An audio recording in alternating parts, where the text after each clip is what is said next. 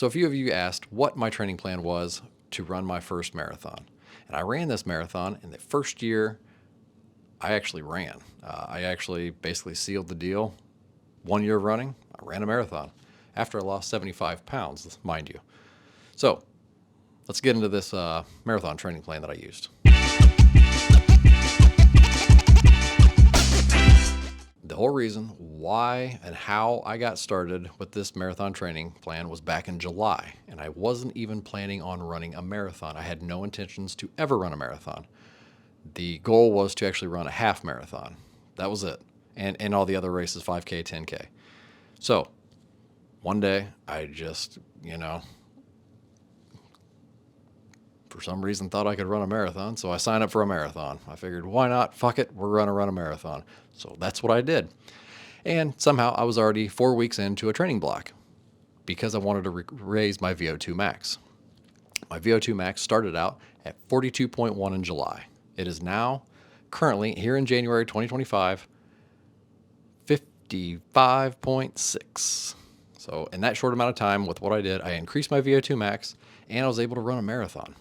So by doing what I did, maybe it'll work for you, maybe it won't, maybe it's not for everybody, but this is just a nice little guideline that might help you to be able to run a marathon or even a half marathon. I think it would work for both because this is what I'm using for my half marathon training when I do the Brooklyn half in May. So here's how my week started. It started off with Monday. Monday was a zone 2 run. It's always a zone 2 run because it's like a recovery run from Sunday, which is when I do my long runs. Zone 2 run, my first one was 1 hour long. And at that 1 hour, it was an 11:59 pace because I could not maintain my heart rate and maintain that same pace. I had to keep varying my pace in order to keep that heart rate down. So it was, I got an iPad. Got an iPad right here. So it was actually, the pace was an 11:59 pace for 1 hour. So that was 5 miles. That's all I got in. After that, on Tuesdays would be my off day. Tuesdays were always off days. Just kind of worked out that way, just because I recovered and then I would take a Tuesday off. Wednesdays were always workout Wednesday. I always did some type of workout. Tempo workout, threshold workout, track workout, you name it. That was the day I was doing it. Because Thursday would be followed by another zone 2 recovery run for 1 hour at whatever pace and whatever distance, usually about 5-ish miles, 4 miles. It just depends on how I was feeling that day. So back to the workout. The workouts were something like an example of 1 mile warm up, 800-meter repeats with a 60-second rest in between those repeats, followed by a 1-minute cool down. And the pace was calculated by the app that I'll talk about here in a little bit, because that's what got me the workouts. I first started using the Garmin Watch app to give me all my workouts, and all it wanted me to do was sprint. So I figured we probably need to do something else a little more tailored to a marathon. So that's why I switched this app. All right. So Wednesday's workouts. Thursday is zone 2, like I said. Friday would be kind of a mix of zone 2, very low zone 3. It would probably be like 4 or 5 beats per minute over my zone 2 max. So I wouldn't go over. So I used, in the app also it said 180 minus my age. So at that time when I was doing this marathon last year, I was 37. So that put me at 143 on my max. And that's where I tried to keep it, that was a low zone 3 for me. And I was able to keep that because I wanted to feel like an 8-minute pace because I like to feel a pace. With the zone 2, there's no, it's slow, okay? It's very slow, especially starting out. But I still wanted to be able to vary that pace and feel what 8 minutes felt like. I don't know why 8 minutes, but that's just my comfort zone. Saturday, always off. Always took that day off because we always had something to do in the summertime. There was farmers markets usually for our bakery, or we had to go somewhere. That's just the day we always did something. Sunday, usually I didn't have anything to do, especially in the summertime. It was nice. It just kind of worked out. So those were my long run days. Long runs started out 9 miles in the first week. Then slowly increased to peak week, 22 miles. That was long, hot Sundays, I will say that. So always pack water, especially when it's hot out. And I usually, for some reason, always ran the hottest time of the day, which I actually enjoyed.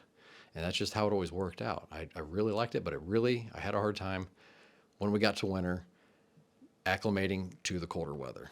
I will say I felt like I was a person in California who at 55 degrees needed to wear a winter coat and a beanie. Sorry for those that are out there, but that's just how I felt.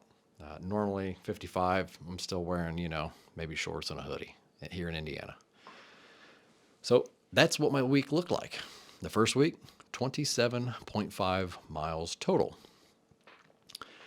So the weeks never changed. I mean, I increased my mileage by 10%, at least 10%. So the next week was 30-ish miles, I believe, and so on. So 10% each time, which got me more and more. So I did make a mistake one time, and that was in August. So after a month of this training, I jumped up by 10 miles in 1 week. Now that was my fault. That's when I signed up for the marathon and felt like I need to get more miles under my feet before I do this marathon. And I freaked out. I was really sore afterwards on that Monday, but I wasn't hurt. I wasn't injured. Thank God, because I have been injured several times in the first 6 months of running last year. So peak week, 58 miles. That's what I peaked at. It was with a 22-mile long run, and it worked. I mean, my legs were definitely feeling it towards the end of the marathon block. And with that taper, I mean, all that pain and everything went away, and I was able to run 26.2 miles in 3 hours, 26 minutes, and 50 seconds for my first ever marathon, in my first year of running too. So back to the app that I used for all my workouts. It was very important. And this app was actually basically their plan for the beginner. So I did the beginner portion for a marathon. I was already doing what they were telling me to do.